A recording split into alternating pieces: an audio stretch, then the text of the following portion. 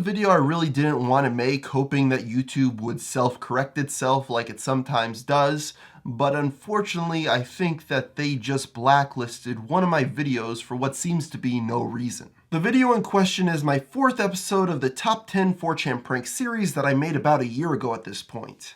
The video was consistently pulling in a decent amount of views each day for the past year. Then overnight it just dropped to almost nothing.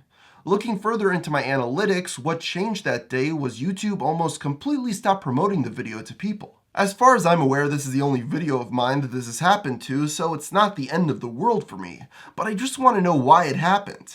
It appears that someone behind the scenes checked off a box saying that it was no longer to be circulated. Right before the video got blacklisted, I actually just sent it in to be reevaluated for monetization on YouTube. And they got back to me pretty quickly saying that yeah, no ads are going to run on this video. But on top of that, this happened and now gets no views anymore. What baffles me is out of all the videos to stop promoting to people because it's offensive, they chose this one. There's no gore in the video, graphic content, swearing of any kind, or really anything else that I could think of that would get the video blacklisted. For maybe 2 minutes in the video, I talk a little bit about Donald Trump, but I don't actually say I agree with him or anything. I just talk about him a bit. So I'm just baffled and I can't really understand why this would happen. On top of this, there's another video of mine that was demonetized strangely. My Blink Room Soup video, which talks about a glorified art project by a guy that works at Disney, just received a yellow $sign.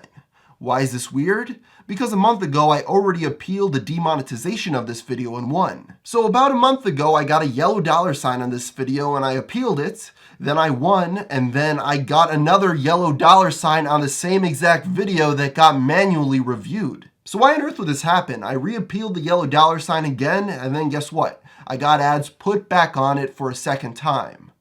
Well, I tried asking people at YouTube, but it's almost impossible to get an answer out of anyone there. People need to realize that the problems YouTubers have with YouTube itself are not always money related. That is a big thing, of course, but then there's other times when random stuff like this happens with no explanation why. Instead of YouTube just coming out with updates telling us what's going on, a lot of the time we just have to roll with the punches. And you just have to realize that it's not just me who's having problems on YouTube right now. Gus Johnson, another popular YouTuber, has been saying that some of his videos are randomly being deleted. For some reason now, over the last few weeks, some of my YouTube videos have just begun to completely disappear from my channel. I have received no notification for any of these things, no copyright strikes, no claims by other companies at all. They're just plain gone. I'll even go visit my subreddit, scroll down to when that video was posted, and it'll just say, you know, it's not here, it's gone. I don't know why this is happening. On top of this, even YouTube's golden child, Casey Neistat, has explained a lot of the problems YouTubers are facing in a recent video. I genuinely don't feel YouTube does enough to take care of and look after their community. They think, and they're working towards doing what they feel is the very best, not just for YouTube's bottom line, but for everybody, that is the community, creators, the viewers, everybody on YouTube. I think they think that they're really doing the best they could do. I just don't agree with them. I don't think that they're doing enough for the community. That's what I want to talk about. No matter how you feel about Casey's content, you really do have to give him props for making that video because he didn't have to. He's on very good terms with YouTube, and right there he was sticking up for people in the YouTube middle class that aren't liked or not popular enough to be cared about by Google. Anyway, the reason I decided to make this video today was to try to bring light to some of the problems I've experienced on YouTube recently that have not been talked about much. That some videos that have already been manually approved for monetization get flagged yet again, and also videos seem to be blacklisted while not fully blacklisted off of YouTube. So if you do search the top 10 4chan pranks video in the YouTube search results, it will appear there, but it doesn't seem that YouTube is showing it to anybody else other than if they're specifically looking for it. Since YouTube won't give me answers about this stuff by asking privately, I had to make this video today to try to make a little bit more of a public thing about it. So if you could just send this video to Drama Alert, Scarce, Philip DeFranco, I don't know, maybe somebody will pick it up and we could get some answers about this stuff because I'm out of ideas. And if you think I sound weird in this video or if I seem a little bit off, it's because I'm sick right now, but I just decided to make this video right now.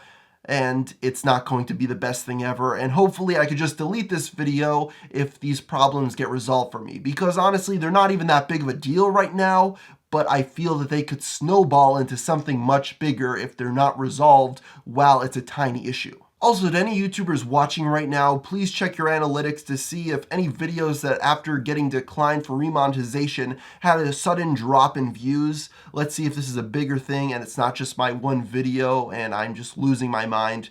Because if we could get some more people to show these examples, YouTube may take us more seriously. Hey everybody, and thank you so much for making it to the end of this video today. It's really appreciated. And yeah, I'm sick. I don't feel very good, but this is a short video, so I felt that maybe I'll give a few of my thoughts on Super Mario Odyssey because people complain that I don't talk about games on this channel anymore, and I just finished it and I thought it was really good. The first complaint I saw a lot of people talking about, which I simply don't agree with, is that the game is too easy. But I completely disagree with this. What people are seeing is that if you find a moon that is too difficult for you, you could simply walk away from it and go get a different moon to complete that world's objectives and move on to the next stage.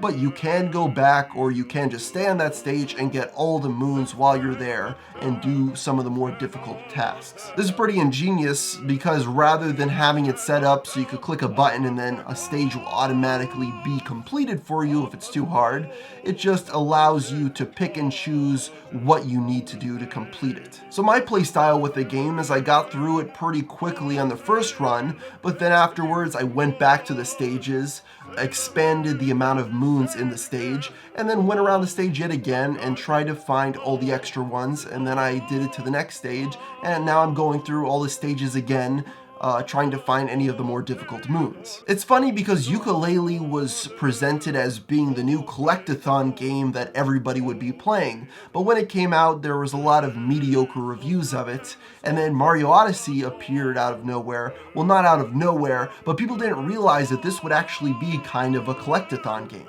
You go around the stage trying to get the purple coins, and then on top of that there's just tons of moons to find all over the place. While everybody's going out and giving this game 10 out of 10 scores, I do have two problems with it.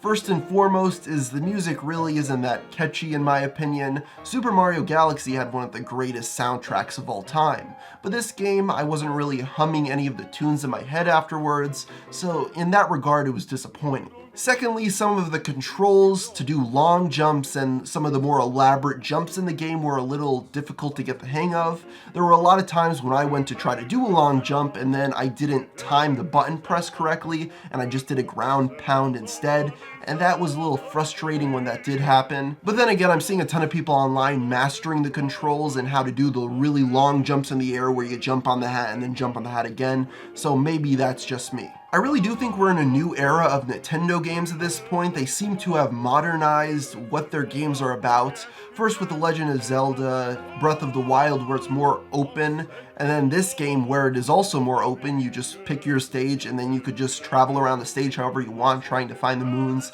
in whatever order you feel like. And that's just a very more modern way of making games that other companies have done, but Nintendo went and had taken that concept and then just made it 10 times better.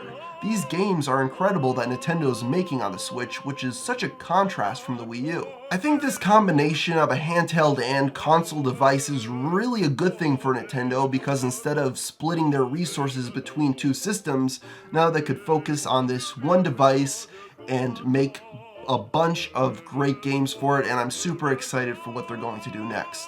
First of all, Mario Deluxe 8 was amazing. They basically took Mario 8, added a battle mode, added all the DLC, and it's just a perfect Mario Kart experience, again with Zelda and Mario. They have the new Pokemon game coming out for the Switch rather than the 3DS, which I think is going to be really good as well, and they're going to change things up now that they have so much more power to work with for this new handheld system.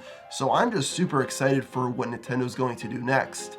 There was a point in time a few years ago where I just became less interested with video games, and I think that had a lot to do with what Nintendo was making. The later years of the Wii life cycle, as well as the entire Wii U life cycle, were really mediocre in the games department. You had Mario Kart 8 and you had Smash Bros, but there wasn't many great third-party titles. It seemed that they were just holding off for a better time to make really good games, and they just never came, and then finally we're seeing them with the Nintendo Switch. I'm hoping that Nintendo just cancels the 3DS altogether at this point and puts all of their focus into the Switch, because honestly the 3DS is dead as far as I'm concerned. The screen resolution on that device is atrocious. It was terrible when it came out in 2010, and now it's just laughably bad now. I cannot think of a single other device with resolution close to what the screen on the 3DS XL has. It's terrible, it's basically unplayable, and it's a joke that they're still creating content for that device in 2017. It looks terrible. So anyway, those are a few thoughts on Nintendo and Super Mario Odyssey. I really suggest you get that game along with Legend of Zelda Breath of the Wild. Those are two of the best games that have come out in years for any device. And I'm really looking forward to what's coming out next on the Switch. I hope that they just focus on making amazing experiences every 6 months rather than dotting out the calendar year with more mediocre titles, because at this point, I don't have the time to play mediocre video games anymore. I just want to focus on those amazing experiences. And if they only come out every once in a while, I'm fine with that. I know a lot of people may disagree with me on that point, but yeah, I really hope that Nintendo continues this winning streak of making amazing games. And if you don't have a Switch already, I really suggest you look into getting one, because it is a great system, and just playing Breath of the Wild or Mario Odyssey on the go is just so convenient. The games really are pick up and play at this point, because you can just turn them on, try to find a moon or try to find a shrine in Legend of Zelda, and beat that, and then you're done. You could play the game for 20 minutes and you feel that you've actually accomplished something. So yeah, I'm really happy with what Nintendo's been doing recently. And I think I'll end the video right here. So until next time, thank you for watching.